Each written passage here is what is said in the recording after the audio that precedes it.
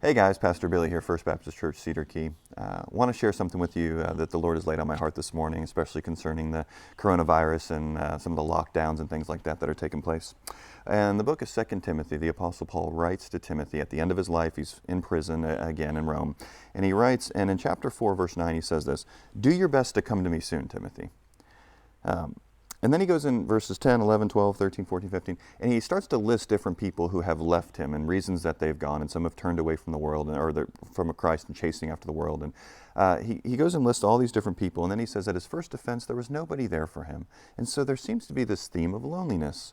And then in verse 17 he says, "But the Lord stood by me and strengthened me, so that through me the message might be fully proclaimed and all the Gentiles might hear it." And so what this actually got me thinking about was, even though there's great freedoms here in the United States in particular, but in the Western church and other countries, to gather, you can have 50 people, 100, hundreds, thousands of people can gather together, and we always have people around. And right now, with the things going on with the virus, we're not able to gather. And so there's a lot of people who are struggling with loneliness and things. And what this, one way of the many that the Lord is using this, I believe, is He is teaching us what it's like for brothers and sisters throughout church history, brothers and sisters that right now live in persecuted countries where there aren't other Christians and they feel lonely all the time, and for our missionary brothers and sisters who've gone out for the sake of the name and they're at the ends of the earth and there aren't a lot of Christians, or they don't have freedoms to gather, and so they have to do it, covertly, or whatever's happening.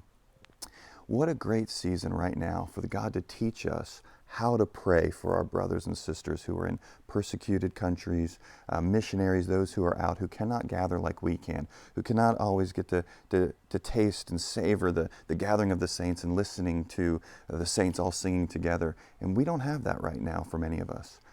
And it's actually, it may be a good thing that the Lord is doing through this, again, among many things, to teach us to pray and to savor the gathering that we have, but teach us to pray for our brothers and sisters and missionaries and those who are out there, the loneliness that they must face. Let's pray that this same thing would happen for them, that even though they're in this situation, the Lord would strengthen them, the Lord would be with them. And the same for us right now who cannot gather.